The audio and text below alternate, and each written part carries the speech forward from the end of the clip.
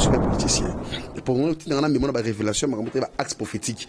Pour nous, les autres dans l'Ouest et dans l'Est RDC. Entre guillemets.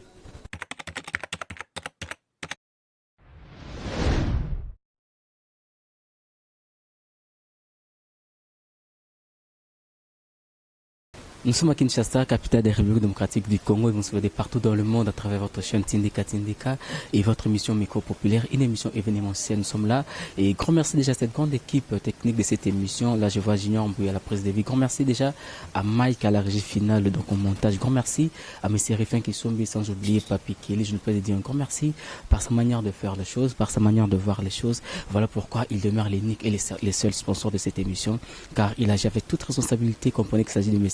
Malila de London, Malila les champions Zakakamoko, Malila de London. Grand merci à vous très chers sponsors. Grand merci également à tous les fidèles abonnés à Tindika et puis pourquoi pas battre sur la émission Micro Populaire avec votre humble serviteur Jafar Mikwete les Phoenix. Voilà. Il est tout comme un peu solo là par rapport à si j'ai tout mes campé quoi impact influence nini ou alliance spirituelle cause à mon avis physique en dépit de tout ce que c'est disent mambonyo ce zolo bama que non voilà et ça la alliance moko boyi baloba ke loko moko boyango Congo bo eza boyango ba jeune mboka o baza boy voilà pourquoi to poneli bino si j'ai wana to sombona moko ba sala nzambe azabongo prophète c'est un serviteur de Dieu c'est le prophète et fatana il est comme campé ko développer si jeune bisoto et pourquoi et à influence nini alliance spirituel et cause on a vu physique et on te soit si je vois nana prophète Ifata invité nanga que je dis bonjour prophète. Bonjour mon frère Nzamba Pambolayo, je suis vraiment béni à participer à l'émission sur l'élo. Première fois d'ailleurs sur la chaîne Oyo Tika Nzambe Alola à Pambola chaîne. Pour toutes choses avant de commencer, on doit prier le Dieu des grâces et Dieu d'Israël. Pambola Botanayo partout bazar le Katakoya monde. Bazolon d'émission Oyo Tika Nzambe Bikama Molimo na yo Izangandelo. Et comme Abisika Bazali, fongola matou spirituel, fongola mission spirituelle, accordez bango Père, temps, afin que change mes côtés de vie bango, au nom de Jésus-Christ. Amen. Amen. Pour faire déjà avant tout, Ifata l'Axanini, Ifata l'Axanini. En tout cas, apparemment, comme si Kombango vous a troublé, Ifata c'est juste un nom, ils en ont la Bible, c'est un nom qui veut dire ouvre-toi. Le nom là, c'est mon père spirituel qui m'avait donné pendant que je suis baptisé par rapport à la mission Pénazoa. Quand il y a partout dans les allées, fongwama.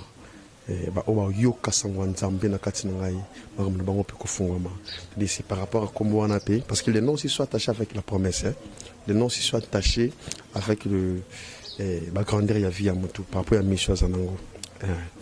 Depuis par rapport à ces jeunes ambitieux, je rappelle, ces jeunes ambitieux les ali, influence, tout impact, il y a alliance, ou ça manandinga molili na vie physique. Au tout le monde, mutumota mususu ba pese kombo moko boy, kombo wana eza dû, il y a alliance moko to maluba moko lubama mais tout le monde peut que ba kombo wana et comme peut quoi impacter pe na vie ya mutu. Oui, influence par rapport à ba kombo, ils ont un impact makas poka parce que nzamba zo bisa Jacob, erba kutena Jacob. Erba Bondi, Bible Zoloba, Nzamba Zotuna Jacob, Kombono Nani, Ipsi Kombonanga Jacob.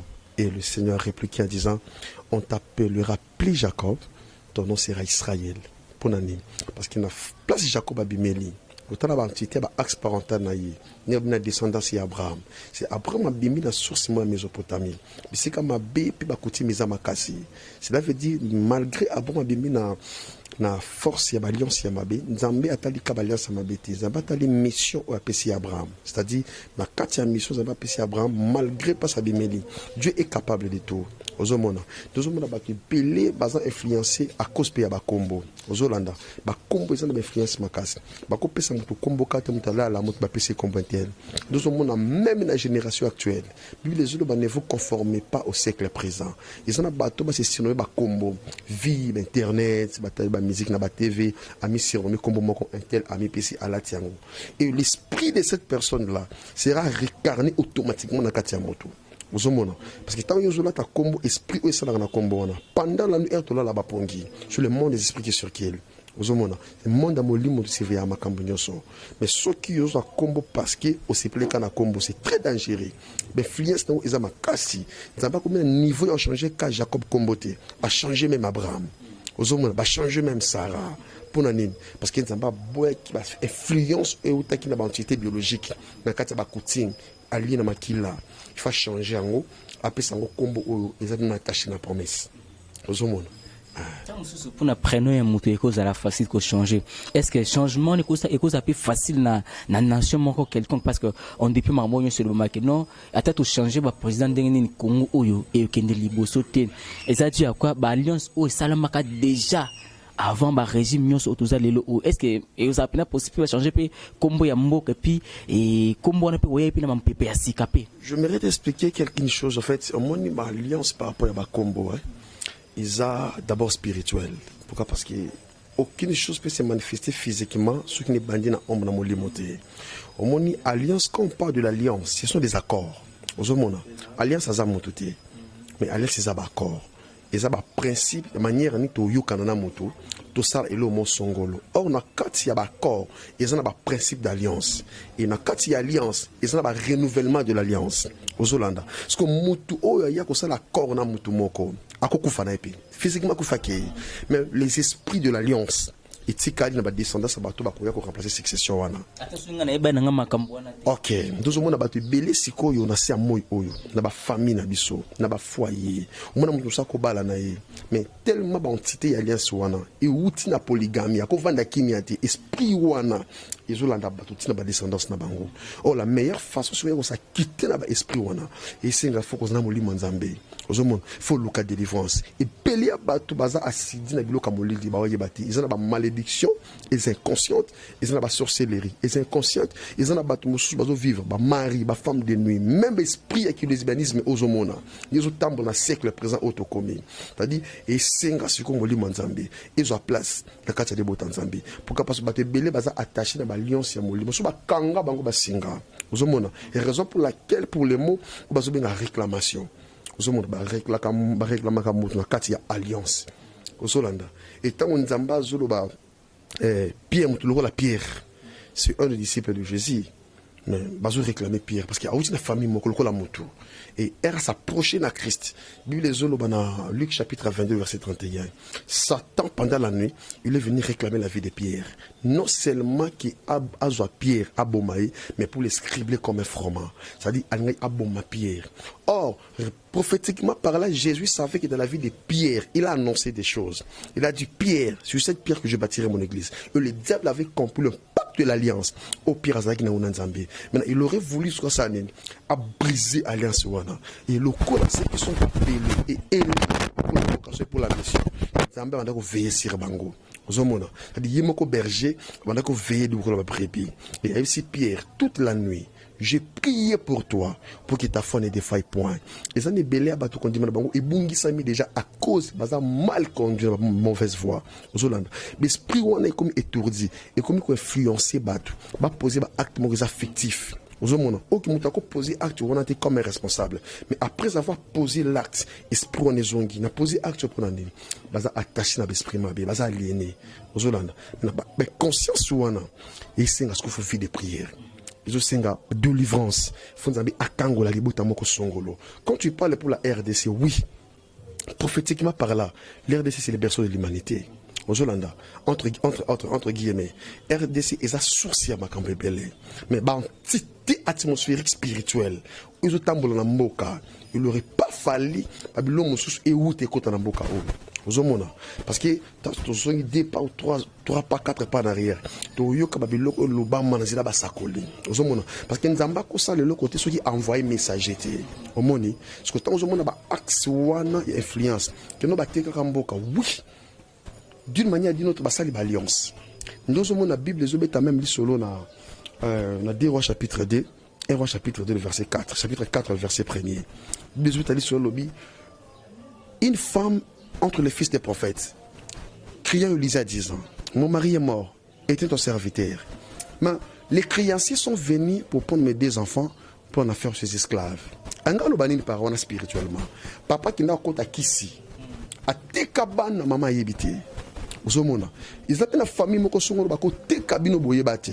c'est-à-dire pendant que tu fuis encore au sein maternel maman automatiquement Parce qu'en étant d'effectif, na kati makila, au coach automatiquement. Parce que Élysée, moi, moi, c'est un jeu bisa mosako, les tala mobile n'angazaki mosala nzambe, mosala nzambe kutu. Mais à Simba babilo qu'on a eu à sacrifier bana. So question na mituni. Nyongo nini muta kozwa, osako kyo futa ngote, bazwa bana ba kene esclave. Vous avez une dimension de l'esclavagisme. Vous avez une dimension d'impact ou influence sur les anangos. En fait, partons par exemple où tu peux ça, surtout dans la Bible, Jacob, Abraham va changer qui combo, Sarah également va changer qui combo. Mais les autres, tout ça sur un régime, on a peut-être sous qui va sacrifier qui, et mboka suite il y a alliance au basala qui wana. Les autres, tout ça quand même na président Bissau Félix, tu sais qui dit battu béba bakeno asa chrétien. Et puis tout le monde a quand même peut basala qui messe moko pour na ko bonzape nation na mboka nzambe, na mboka nzambe. Mouto lobaki après et aux ala délige. C'est quoi c'est que délige wana oya lobaki wana yango lolo tozo vivre. Ngo tonde ata ba changer ba président ndenge na ndenge et go changer té. Eh bisolo comme frère. Parce que nous sommes en train d'édifier le peuple, hein, que le peuple soit édifié. Au moins, il y a un pacte de l'alliance. Et ça réel. Aux Hollande. Malgré le régime est changé. Mais ben, pacte de l'alliance est salama. Dans le ballon, on est en côté. Aux Hollande. Moutoua qui n'a pas un accord, n'a pas esprit. Aux Hollande. Ceux qui y aiment quoi ça les sauter. Et si qu'à la canne des bandades. Bateau bah y a qu'au changer, bah qu'au na makamon, bah vivre na kati d'influence. Pourquoi? Parce que bah kouti et l'eau comme moi salama déjà au ya yébité. Parce qu'on a le bello comme moko. La personne qui a annoncé que bah tekimbo kana ba esprit. Asa une des créatures de Dieu. Aux Hollande. Bible zulu bah la vie et la mort sont au pouvoir de la langue. Aux Hollande. Et Dieu nous a donné le pouvoir, toute autorité, de marcher sur les scorpions, de déplacer les montagnes, et rien pourra nous nuire. Aujourd'hui, la force est nous au monde astral, au influence à ténèbres, on va consacrer, sacrifier Mbokao. Il y a un monsieur qui a passé à la croix, à la mort et à la résurrection. En fait, là où il y avait le sang, c'est là où il y a la vie. Là où il y a le sang, c'est là où il y a la vie. De Jésus-Christ de Nazareth, il a sauvé déjà l'humanité. Il a sauvé RDC. Raison pour laquelle l'Égypte dont on parle, avant d'être sur Abraham, Isaac, Jacob, mais la Bible est Apocalypse, est-ce que lorsque Christ a botamé, aux Hollanda, entre guillemets, Christ a botamé, ange abimeli Marina Joseph, et ici, en Égypte. Il aurait fallu la personne qui devait racheter l'humanité. Là où il y avait l'iniquité, il aurait fallu que c'est des pieds. Écoute, comme on ne possède pas par la tête, on possède par le pied. La Bible dit dans le livre des Jours, chapitre 1er, le verset 3, la Bible dit: tout lieu foulera le pain de votre pied, je vous donne la possession. Et le temps que Christ a fait en Égypte, c'est pour racheter toute son iniquité, tout son péché, toute sorte de loi. Et Salama après, avant Christaïa, il a racheté tout ça. Il aurait fallu à Zoyango, à racheter l'humanité, à Zonga, à Israël, à Zonga, à mission. Et mission, les mêmes na sacrifice. Parce que lorsqu'on a envoyé les fils, il était venu pour les sacrifices, pour sauver l'humanité. Raison pour laquelle ce n'était pas même Isaac qui était destiné pour racheter l'humanité. Dans un monde, tant où Abraham Basengue Isaac, il aurait fallu qu'il maquille Tanga. Or, prophétiquement par là, ça comme tout sacrifice. Si Isaac a tourné sur par Abraham, j'ai vu les couteaux, j'ai vu les bois. Où est l'agneau? Aux Hollanda. Si on a Genèse, place une dame à Salamutu. Mais les obéis allés solo herbe Adana F Basomoki. Aux Hollanda. Pendant mémoire, pas facteur à balien, c'est parce que tu as Abraham, non. Comment il s'appelle? Adana F Basomoki. Bible les obéis allés solo Nzambe Azuposo. Yanyama. Assez de bango belamba. A mis une question. Le coup la question est qui n'a croité. Bazu makila basenene. Babombi. Bazu musuni. Babombi. Il aurait fallu ou azala qui destiné à un sacrifice pour allonger la influence. En fait, boza ebele a na Kinshasa na Congo tout na Congo. Tout ça na ba cardinal Bazali, bino ba prophète Bozali et ba pasteur ba révérend Bazali ebele. Mais pourquoi ma kolona bino inyata Congo oyo? Mais changement exact. Pourquoi ma kolona inyati Congo oyo? Mais bozo kokate ko briser. Ceux qui ont l'alliance au Salema qui déjà beaucoup ont brisé. Mon frère, beaucoup sont appelés mais peu sont télés. Mais dans les pays où il n'y a pas la communion fraternelle. En tant corps de Christ. Entre guillemets, il y a des prophètes où on ne dit qu'on ne vient pas. Mais bon, mais il y a une unité. Place unité, ça dit parce que force est obéie là. C'est que pour briser quelque part l'alliance spirituelle et c'est un peu faux appel na kata unité. Déjà atmosphère spirituelle na RDC aux Hollanda et c'est un travail à Makasi Pourquoi? Pourquoi? Parce que ils ont makambu et ça m'a fleuve Congo wana. Aux Hollanda, ils ont makambu tout ça la révélation et ça m'a fleuve Congo. Tout ça la révélation et ça m'a axe ba carrefour nyonso. Et ba 4 ko ya mboka. Pona nini makila ekotanga na ouest te fitanga na est. Entre guillemets, moi je suis un politicien. Pour moi, dans la mémoire de la révélation, je vais axe prophétique. Pour nous, ils ont dans l'ouest et dans l'est à RDC. Entre guillemets. Pour nous. Et pourquoi là où il y a le sang, c'est là où il y a la vie. Pourquoi on sacrifier les innocents à Batou? Le sang d'une personne est sacré. La vie d'une personne est sacrée. Pour tout le monde, si j'étais pesant, par rapport à la réclamation, par rapport à la déclaration satanique, ça va vie à bateau. Nous avons même à l'ali. Pourquoi? Parce que cotisaïe, associé spirituellement, associé. Ils ont associé à la sorcellerie juste quand elle est maternelle. Parce que la Bible est allée sur Ézéchiel chapitre 16. Les jours de ta naissance, ni salama. Makamuni salama tango botama. Ozomona. Ezana mutu mususu abotama ya botama karaboy eloko bunga na ndako banota sepanganga yezana zina kasali bomo. Ozolanda. Ezana mutu mususu côté là, c'est-à-dire on se poser ma question makambe comme langa na vie ezanini. Raison pour laquelle la vérité est venue. C'est-à-dire le temps est fixé, on doit se transformer. Pourquoi je dis ça? On doit se repentir car le royaume des cieux est proche. Ozomona. Ceux qui ont yebi origine na yote. Quand tu ne sais pas d'où tu viens, c'est difficile de comprendre là où tu vas. Parce qu'entre la vision et la destinée, il y a un parcours. Pourquoi vinanga ezo kende kaboy? Ba foyer ko beba, ba relation ezo beba, misala ezo beba, nyuso ezo kufa. Mais bien appelle la maman ko tazoya le Kinshasa, azo ta Londres. Na yambi appelle maman, ozo kake muta sala mbongo na yi, mais maboko na eza ya otoboka. Ozomona ba tika bombongo na ye mais ils osenga siko ba pratique o ba sala ka petre ya yebité mais ils osenga yesu à s'approcher de l'Éternel. Bible zolo bana Ézéchiel, non pas Ézéchiel, Hébreux chapitre 11 verset 6. Or sans la foi rien ne vous sera agréable. Ozomona et tout ce qui s'approche de Dieu, il doit croire que Dieu existe. Il les réunit à tous ceux qui le cherchent. Aux Hollandais, ils ont un Nzambe quand ils ont pouvoir, ils ont changé vie. En fait, fata utsu ba mutumoko ba pesa kindokita mususu na ndenge moko esprit alala zolota mais ilo nango ezaka mystère nango ezaka caché na phénomène ou ya femme de nuit na mari de nuit. Mutumoko lali tam mususu auza ba visitation moko que nous azo passer rapport na moi si betla mubali mais au moins sur le plan physique ou la musa mususu mona azan une érection au moins peta mususu pe. Il a expliqué elo moko d'une manière scientifique d'abord, mais là, on a au moni bana nyonso ya mibali, tel que nous sommes. Il y a un âge précis qui mon bali nyonso, ça comme un temps était au RNTL, il doit avoir l'érection. Là, je parle de timing pendant la nuit. Aux hommes, de 5 heures, de 4 heures et jusqu'à 6 heures ou jusqu'à 5 heures. Ils sont normal. On a pour la vie à Moutoumobimba. Mais ce que le diable a salanine, diable a créé le côté.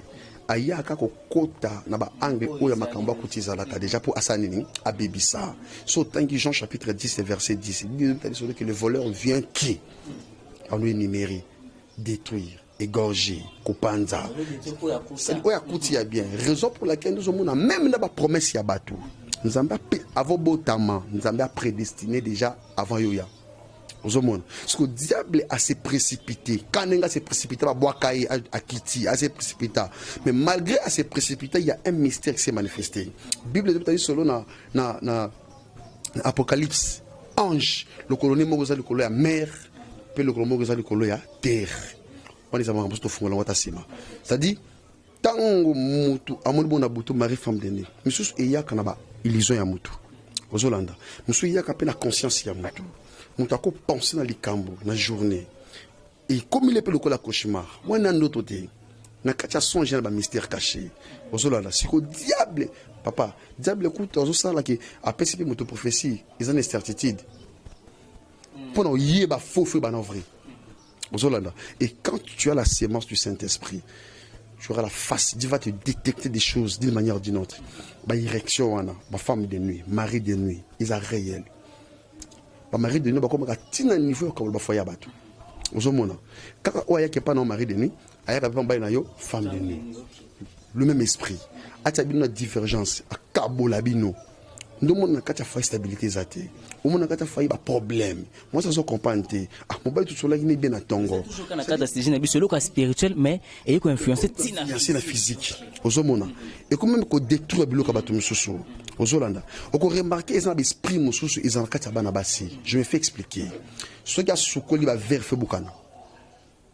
Ok, donc ce qui a ça va ménage naïe. Ce qui a simba vers. Il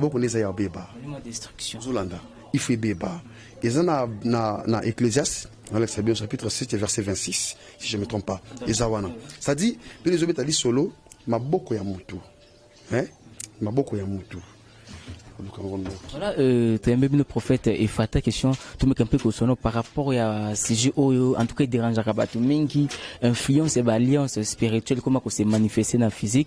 Grand merci à l'équipe, émission Micro Populaire, grand merci à Junior Mbuya Zawana, sans oublier l'unique sponsor de cette émission, M. Maël de London, les champions Zaka Moko, et Maël de London. Grand merci également à Rifin Kisso, mais sans oublier, Papi Kelly et Nababonignon Swalinga Bongo, chaîne haute indicative pour l'information en temps réel. Grand merci également. Et na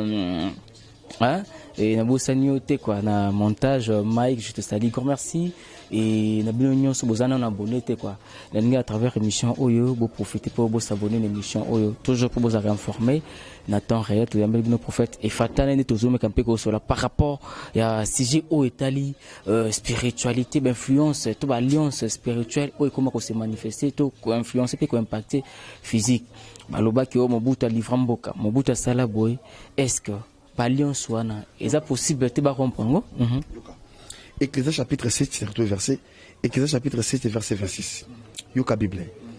J'ai trouvé plus amer que la mort la femme dont le cœur est un piège et un filet et dont ses mains sont des liens. Celui qui est agréable à Dieu lui échappe mais les pécheurs est pris par elle. Ozomona. Ça dit, ma boko ya muteza okangama. Ozolanda. Ma kambo est agréable pas nzambe et pas nizo simbate. Vous remarquez même ceux qui même leur baroza la 4 nandako. Ceux qui y a lamba qui te aya jibilo ka tel lot, bloc fait pour là. Ozolanda. Personne betelango tolo et ma boko ngiza ma be hein. Ce na simika bilo e beba. Ce sont des influences des mauvais esprits. Ça dit, tout ce qui est agréable à Dieu lui échappe. Pourquoi? Parce que son cœur est un piège et ses mains sont des liens. Tout le monde a même Lazare. Lazare a confié. Que c'est quoi Lazare est sur une tombe. Bible a dit sur le Bible, Kanga Lazare miso. Bakanga mabo bakange makolo. Muto ana vision ti mo pese loko mai bango ezati. Maboko niko zana mbongo mesala musala ezati. Makolo ko zana pasa okile mo atambola ezati. Mais tu es enclavé quelque part. Moni, ba lion même disuzo bete ya izobeta ma ya jeunesse au bakange na betfagé. Na Marc chapitre 11. Puis beta isolo mo na punta mo bakanga singa. Mais ali akana mo ya singa na ye. Ils ont dit que vie à battre, il est spirituellement. Aux autres, il y a une vision de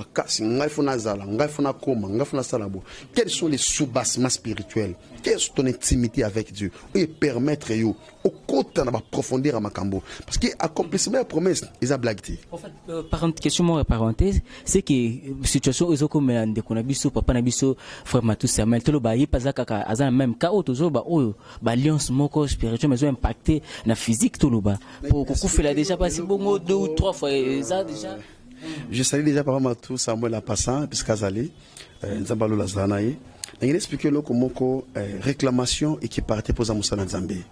Aux Hollanda réclamation et il y a kaka passe ba axe ya son biologique ezali. Passe bato ba bote ba makila ya bato. Aux Hollanda ndi e salaki ba makambo na ezana be influence nango. So zimutu lokola Pierre. Dans Luc chapitre 22, le verset 31. N'espérez qu'il y a un awa déjà. C'est-à-dire, ceux qui vont réclamer dans Pierre, ou à mon Yesu, à Tamboula naïe, à Lénaïe, à Mélinaïe, ils vont réclamer Pierre. Et bon, biso ba ton nzimi Yesu nzela konzima. Aux Hollanda. C'est-à-dire, et là ils ont empêché qu'à réclamation soit biso ti amboli Nzambe. Au moni, il faut tous aller couvert sous l'abri du très haut. Nous avons la Bible, les obéis sur le psaume chapitre 23. Alors, l'Éternel est mon berger. Je ne manquerai de rien. Malgré ma alliance au batoiseau sala, quand tu es assidie dans le verbe pâtirage. Là où il y a la parole et le Saint-Esprit, le miracle s'opère. Bible lobby dans Psaume chapitre 3, le verset 2, brisons nos liens, brisons nos chaînes. Influence au nyonso et singa papa ils en a battu baso souffrir na biso vérité mabala na banda ko misale simbate et singa baluka nzambe na yebiki babenga ka wi ils en a ba travail ils spécifique et singa ba prière nzamba zo bisa pierre esprit wana bo benga na oka na mabondelité et singa fo bosane bo gêner ozolana c'est-à-dire on y a un maître ou ayibi de makamu ça fait salama donc tu as tindi biso to bimabo ils ont makambo onzambe annoncé na mois de décembre auto kota ils ont pepe mabe itu souffle na katamboka ozomona beaucoup remarquer tu penses que le message au ta ko lobaki to ko yoka baliwa ko sama na sa bambula ngoto moni yango c'est-à-dire diable azo préparer eloko moko avant année si là ils abatu ifazo mais na sakoli lokola mosakola nzambe o nyonso telema lokola esprit des morts pour amener foyer, amener famille, na déclarer que nzamba lo la kutana ye. Ce qui va loba qui au côté 2020 na sakoli au nom de Jésus 2020 déjà to côté yango. Ozolanda parce que porte eza ko fungwa. Suka prophète et puis au sister car juste après répondre à la question aussi ça na yo neti osa sainté osa quand même mutu mais question eza au brisa ba lien nyonso. Ba perspective ba cadeau ba brisa ba lien nyonso ma beza ki likono ekwe.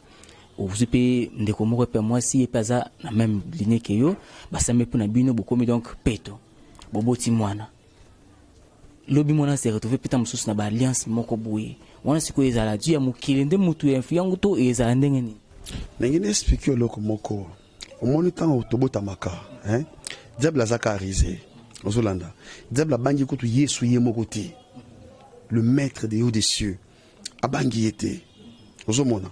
Après 40 jours, 40 nuits, il a dit, il transporta dans le désert.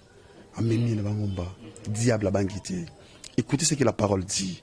Diable a joué sacré. Si tu es le fils de l'homme, Zoa, Banga Oyo, comme Sangolipa. Moutozo le banéwan à la créateur.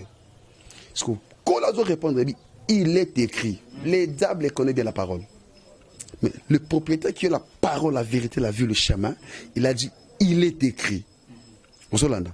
Quand on dit ça, il est écrit, il est écrit, il est écrit, il est écrit. Il dit la force, il y a de délivrance, et la parole de Dieu. Ozolanda. Quand tu es assidu dans la parole, il y a beaucoup de délivrance na yo.